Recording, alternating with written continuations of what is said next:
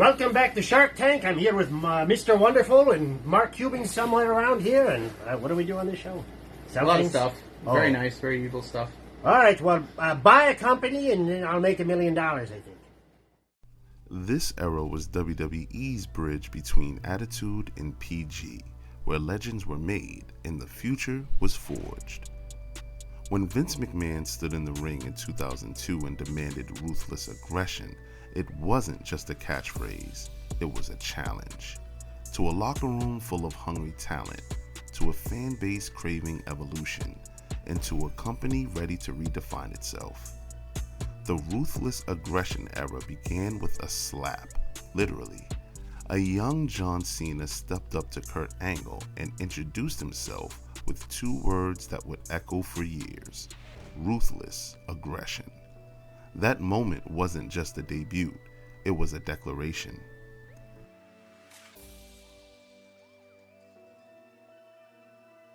This era was all about building stars.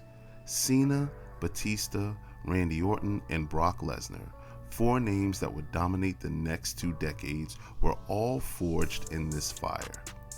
Lesnar in particular exploded onto the scene, winning the WWE Championship just months after debuting and becoming the youngest champion in history. Cena evolved from a generic rookie into the doctor of thugonomics, spitting rhymes and flipping the script. Orton became the legend killer, taking out icons with arrogance and precision. Batista broke out of Evolution and became a powerhouse champion. These weren't just characters, they were movements. Triple H, Ric Flair, Orton, and Batista formed Evolution, a faction that symbolized the passing of the torch. It was old school prestige meets new school dominance. Their slow burn storytelling and internal betrayals created some of the most compelling arcs of the era. Evolution wasn't just a name, it was a blueprint for how WWE would build its future. At WrestleMania 20, The Undertaker shed his biker persona and returned as the Dead Man, complete with Paul Bearer and the Urn. The crowd erupted. It was a resurrection, not just of a character, but of mystique in wrestling. SmackDown thrived during this era, with Paul Heyman at the helm. The SmackDown 6, Eddie Guerrero, Kurt Angle, Edge, Rey Mysterio, Chris Benoit, and Chavo Guerrero delivered Match of the Year contenders weekly.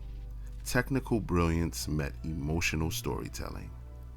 Eddie Guerrero's WWE Championship win over Brock Lesnar at No Way Out 2004 was pure magic. Latino Heat stood tall, defying the odds and winning with heart, charisma, and grit. While still underutilized, the women's division began to show flashes of brilliance. Trish Stratus and Lita pushed boundaries, delivering main event-worthy matches. Victoria, Molly Holly, and Jazz brought intensity and legitimacy to the ring. Cena's rap battles and freestyle promos. JBL's transformation into a ruthless corporate villain. Edge's rise as the rated R superstar, cashing in the first ever Money in the Bank briefcase. Brock Lesnar vs. Kurt Angle at WrestleMania 19. Shawn Michaels vs. Triple H in their brutal street fights. Undertaker vs. Randy Orton in a generational clash. Edge vs. Cena, sparking a rivalry that defined the next era. The Ruthless Aggression era wasn't about shock value, it was about survival, about proving you belong, about fighting for your spot every single night.